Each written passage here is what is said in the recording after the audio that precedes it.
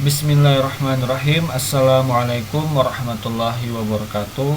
Kembali lagi bersama saya Revi Ridwan Ahmad. Kali ini saya akan membahas materi lanjutan dari overview disaster recovery. Sebelumnya saya sudah membuat part 1. Di video ini adalah materi lanjutan dari materi sebelumnya tentang overview disaster recovery. Di sini ada 4 submateri yang akan saya bahas. Yang pertama, pengendalian disaster recovery. Yang kedua, hubungan disaster recovery dan security planning. Yang ketiga, siklus security planning pada disaster recovery framework. Dan yang keempat, lingkup disaster recovery framework. Yang pertama, pengendalian disaster recovery. Pengendalian disaster recovery atau yang disingkat dengan DR merupakan serangkaian proses dan prosedur yang digunakan untuk memastikan bahwa sistem dan data dapat dipulihkan dengan cepat dan efisien setelah terjadi bencana. Pengendalian DR ini penting untuk menjaga kelangsungan bisnis dan penting juga untuk melindungi data penting dari kehilangan atau kerusakan. Ada beberapa prinsip dasar pengendalian disaster recovery. Di sini saya tampilkan 3. Yang pertama adalah dokumentasi yang memadai. Jadi semua sistem dan data yang penting harus didokumentasikan dengan baik. Dokumentasi ini akan diperlukan untuk memulihkan sistem dan data setelah terjadi bencana. Yang kedua, pemisahan data. Jadi data harus dipisahkan menjadi 2 lokasi atau lebih untuk meningkatkan ketahanan. Yang ketiga, pengujian berkala. Disaster recovery planning harus diuji secara berkala untuk memastikan bahwa rencana tersebut efektif atau tidak.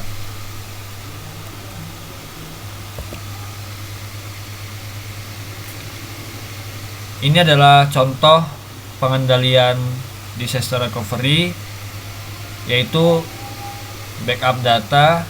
Ya, kita sudah tahu ya, backup data ini maksudnya adalah proses menyalin data penting ke lokasi yang aman. Backup data dapat dilakukan secara lokal, bisa juga dilakukan di cloud atau di lokasi yang terpisah. Kemudian rencana pemulihan bencana merupakan dokumen yang menjelaskan langkah-langkah yang akan diambil untuk memulihkan sistem dan data setelah terjadi suatu bencana. Kemudian pemantauan sistem. Jadi sistem itu harus dipantau secara ketat untuk mengidentifikasi potensi-potensi masalah yang dapat menyebabkan bencana tersebut bisa terjadi. Kemudian yang terakhir, penyedia layanan pemulihan bencana. Jadi maksudnya di sini menyediakan layanan yang dapat membantu organisasi dalam mengembangkan dan menjalankan disaster recovery planning atau rencana DR.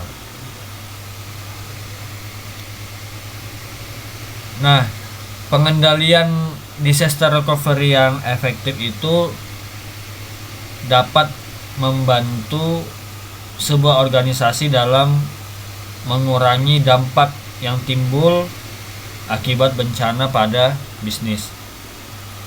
Dengan menerapkan pengendalian DR ini, jika pengendaliannya tepat, maka organisasi dapat meningkatkan kemungkinan untuk memulihkan sistem dan data dengan cepat dan efisien setelah terjadi bencana.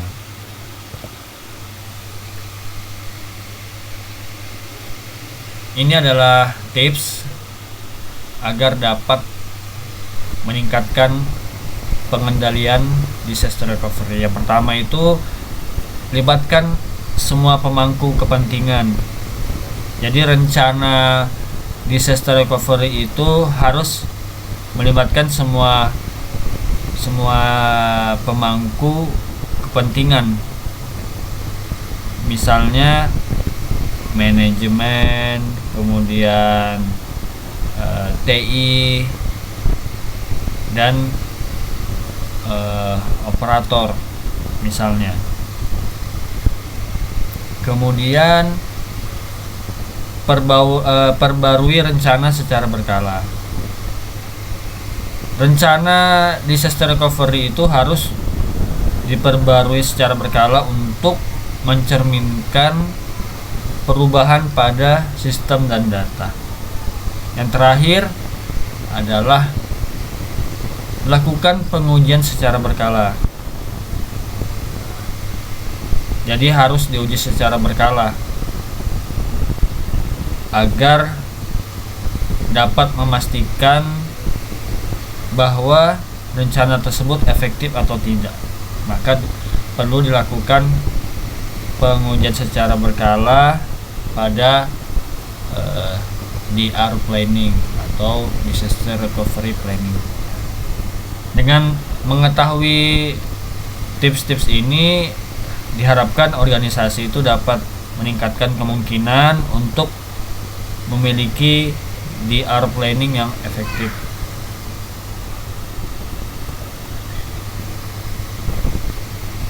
Materi yang kedua, hubungan disaster recovery dan security planning. DR atau disaster recovery dan security planning adalah dua hal yang saling berkaitan. DR adalah proses memulihkan sistem dan data setelah terjadi bencana.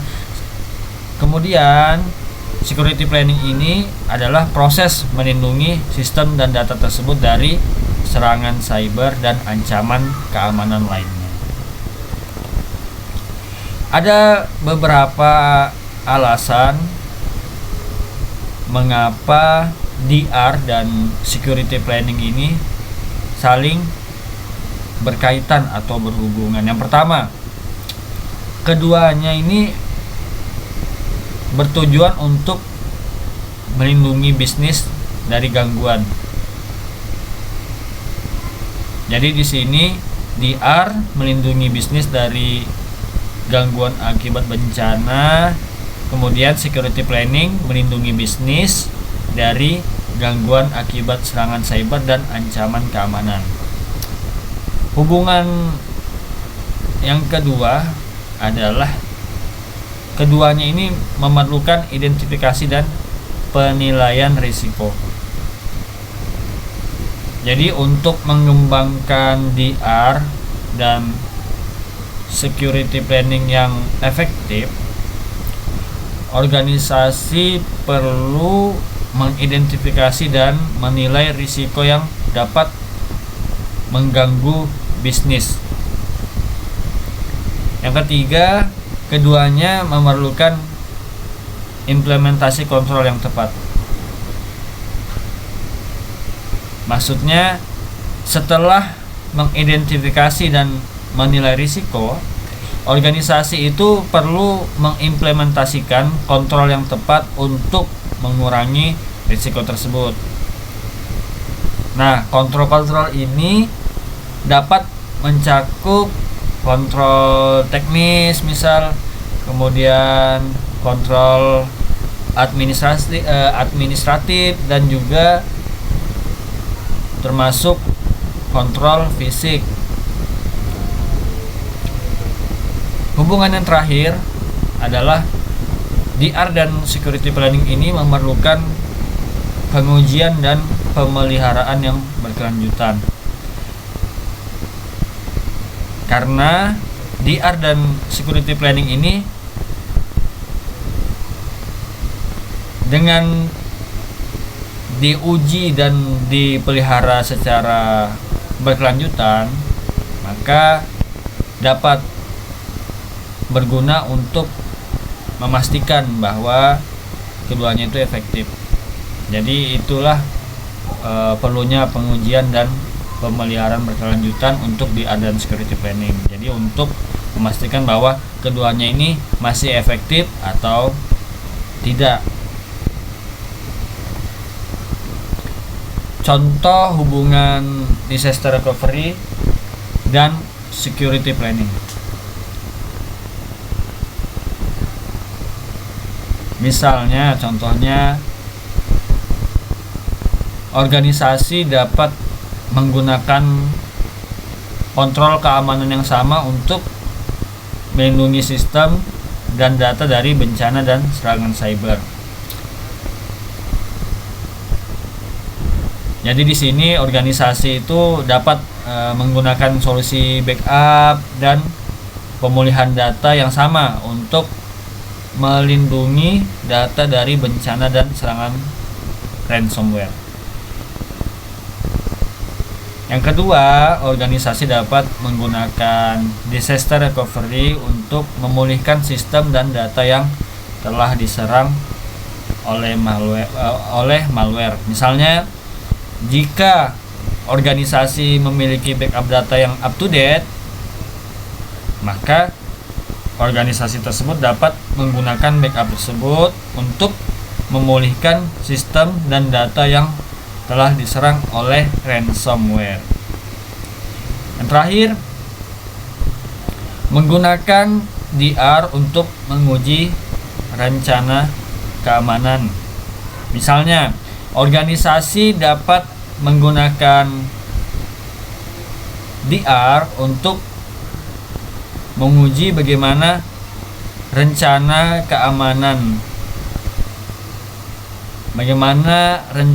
keamanan tersebut akan bekerja jika terjadi serangan cyber. Jadi secara keseluruhan DR dan security planning ini adalah dua hal yang seperti yang saya bilang sebelumnya adalah dua hal yang saling berhubungan dan berkaitan. Jadi organisasi yang menerapkan DR dan security planning secara efektif akan lebih mampu melindungi bisnis dan berbagai gangguan termasuk bencana dan serangan cyber.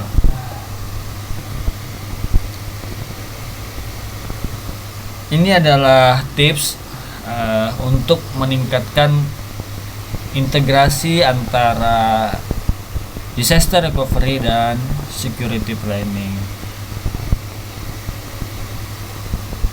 Hampir sama dengan tips sebelumnya tentang meningkatkan pengendalian disaster recovery, yaitu yang pertama adalah libatkan semua pemangku kepentingan. Yang kedua, gunakan pendekatan risk based. Jadi DR dan security planning harus didasarkan pada identifikasi dan penilaian resiko. Yang ketiga, gunakan kontrol yang sama untuk melindungi sistem dan data. Melindungi sistem dan data dari apa? Dari bencana dan serangan cyber tentunya. Hal ini akan meningkatkan efisiensi dan efektivitas DR dan security planning. Yang terakhir, uji dan pelihara DR serta security planning secara berkala agar dapat memastikan bahwa keduanya tetap efektif dan sesuai dengan kebutuhan organisasi. Diharapkan dengan tips-tips ini dapat meningkatkan integrasi antara disaster recovery dan security planning untuk lebih melindungi bisnis dari berbagai gangguan. Materi ketiga, siklus security planning pada disaster recovery framework.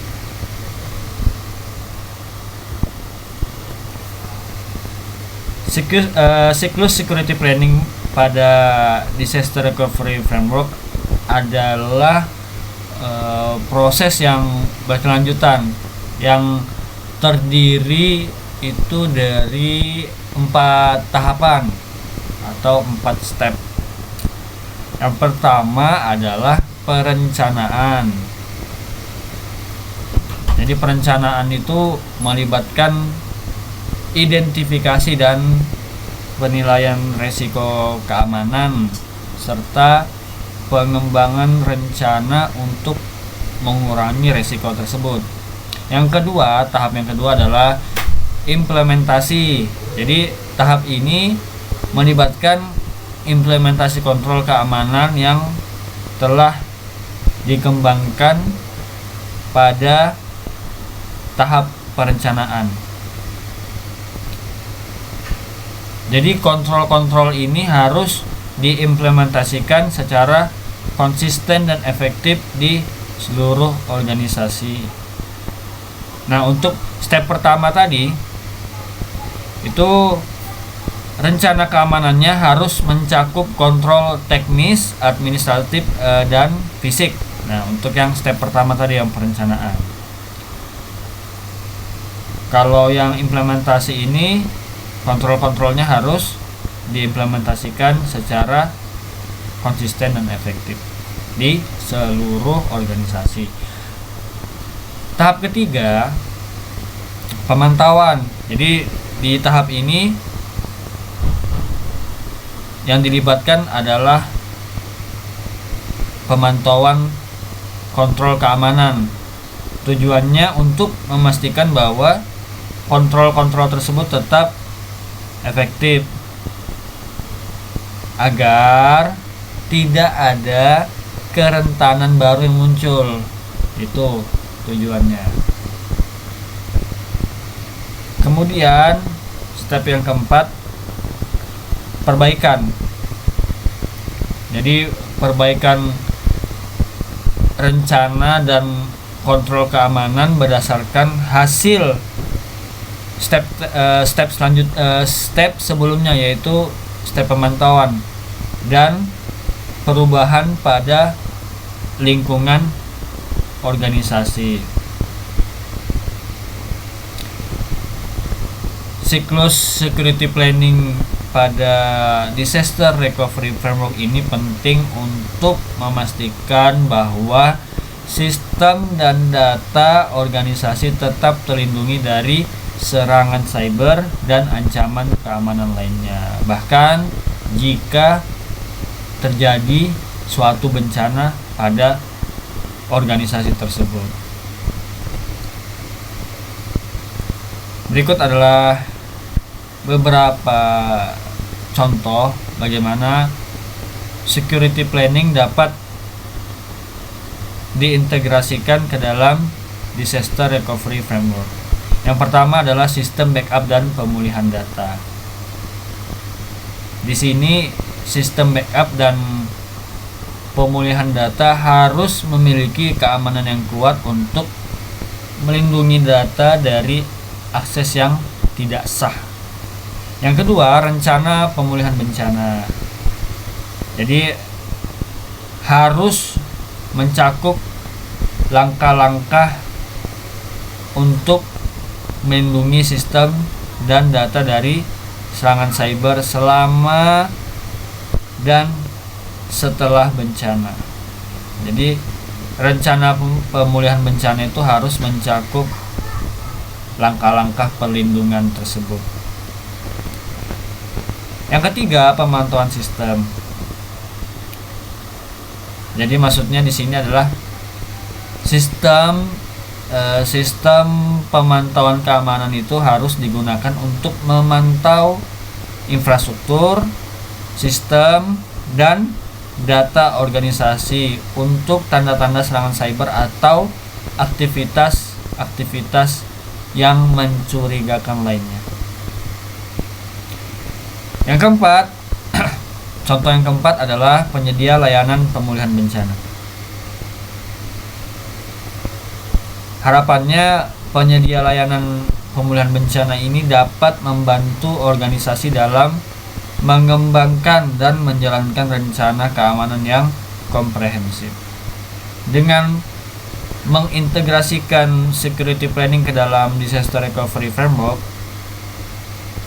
organisasi itu dapat meningkatkan kemampuan untuk melindungi sistem dan data dari serangan cyber dan ancaman keamanan lainnya, baik sebelum, baik saat, ataupun setelah bencana. Materi keempat, lingkup disaster recovery framework. Lingkup DRF atau disaster recovery framework dapat bervariasi tergantung pada ukuran dan kompleksitas organisasi serta industri tempat organisasi tersebut beroperasi. Namun secara umum DRF ini harus mencakup kelima hal. Di antaranya, hal yang pertama adalah identifikasi aset kritis. Jadi di sini organisasi itu perlu mengidentifikasi aset kritis yang perlu dilindungi dari bencana. Aset kritis ini dapat mencakup sistem IT, kemudian data, dan juga termasuk di dalamnya infrastruktur fisik. Yang kedua, penilaian risiko. Suatu organisasi itu perlu menilai risiko yang dapat mengganggu aset kritisnya. Risiko ini dapat mencakup bencana alam, kemudian serangan cyber, dan kegagalan sistem. Yang ketiga, pengembangan rencana pemulihan bencana. Di sini perlunya mengembangkan rencana pemulihan bencana yang di dalamnya itu menjelaskan langkah-langkah yang akan diambil untuk memulihkan aset kritis setelah terjadi bencana.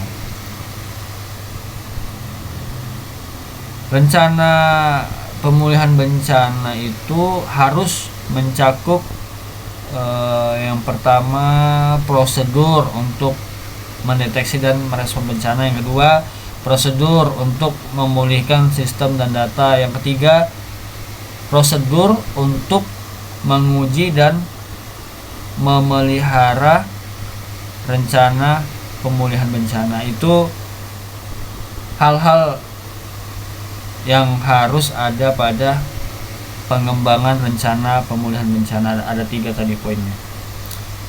Kemudian yang keempat itu komunikasi. Jadi di sini organisasi itu perlu mengembangkan rencana komunikasi untuk memastikan bahwa semua pemangku kepentingan yang relevan itu mengetahui tentang DRF ini atau Disaster Recovery Framework ini dan peran mereka dalam pelaksanaannya. Terakhir, pelatihan. Jadi perlunya melatih karyawannya atau karyawan pada organisasi tersebut tentang DRF ini dan peran mereka dalam pelaksanaannya.